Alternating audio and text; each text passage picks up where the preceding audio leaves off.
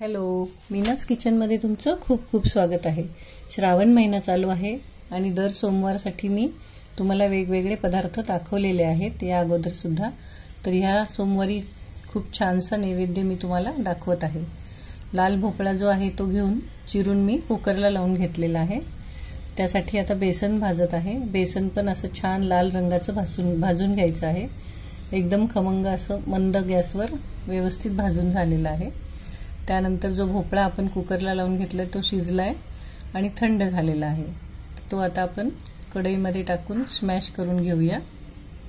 त्यामध्ये गूळ टाकून घेऊन तो विरघळून घ्यायचा आहे।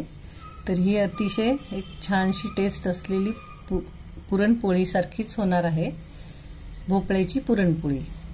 तर आपल्याला पुरणपोळी करण्यासाठी फार वेळ लागतो आणि नेहमी आपण ते करू शकत नाही किंवा कमी वेळात अशी पुरणपोळी किंवा गेस्ट येणार असतील तरी सुद्धा हा एक वेगळा प्रकार खूप छान आहे। तर हे गूळ विरघळलेला आहे, त्यामध्ये आता आपण बेसन टाकून घेऊया जे भाजून घेतलेलं आहे ते। आणि टाकताना आपण एक अंदाज घेत टाकायचा आहे की त्यामध्ये किती बसेल हे। तर मी तुम्हाला प्रमाण देते, त्याप्रमाणे जर टाकलं तर अगदी बरोबर आपलं मिश्रण व्यवस्थित होईल। तर खूप छान सुगंध येत आहे त्याचा।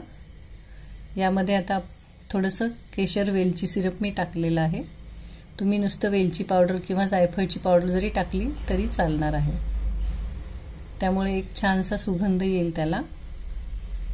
तर आता हे थंड करण्यासाठी मिश्रण ठेवायचं आहे। त्या अगोदर थोडंसं तूप टाकून घेऊया।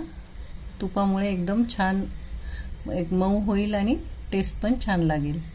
आणि पुरणपोळी करताना सुद्धा थोडंसं तूप टाकून जर पुरण भाजून घेतलं तर पोळ्या अतिशय छान होतात। तर हे आपण थंड करण्यासाठी ठेवलेलं आहे। थंड झालेलं आहे, आता आपण पोळी करण्यासाठी घेऊया। जसं पुरणपोळीला आपण पीठ मळतो तसंच मी मळून ठेवलंय।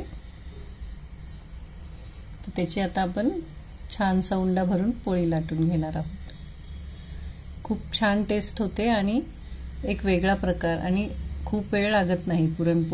पुरण करण्यापुरता वेळ नसेल तर आपण हे कधी गेस्ट येणार असतील तरी सुद्धा हे झटपट आणि सोप्या पद्धतीने ही जी पोळी मी दाखवली ती तुम्ही नक्की करून बघा। आता तव्यावर थोडंसं तेल टाकून छान खरपूस भाजून घेऊया आपण।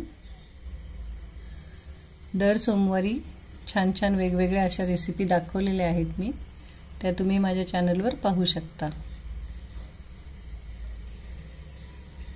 अगदी छानशी आपली खमंग अशी भाजून घेऊया ही पोळी।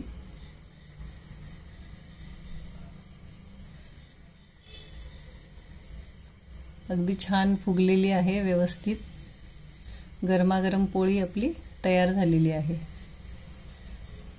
आता आपण दुधाच्या वाटीसोबत दूध आणि तूप घेऊन वाटीमध्ये छानशा भोपळ्याची पुरणपोळीचा नैवेद्य दाखवूया। आणि तुम्हाला अशाच वेगवेगळ्या आणि छान छान रेसिपी बघण्यासाठी तुम्ही माझ्या चॅनलला सबस्क्राइब, लाईक आणि शेअर करा।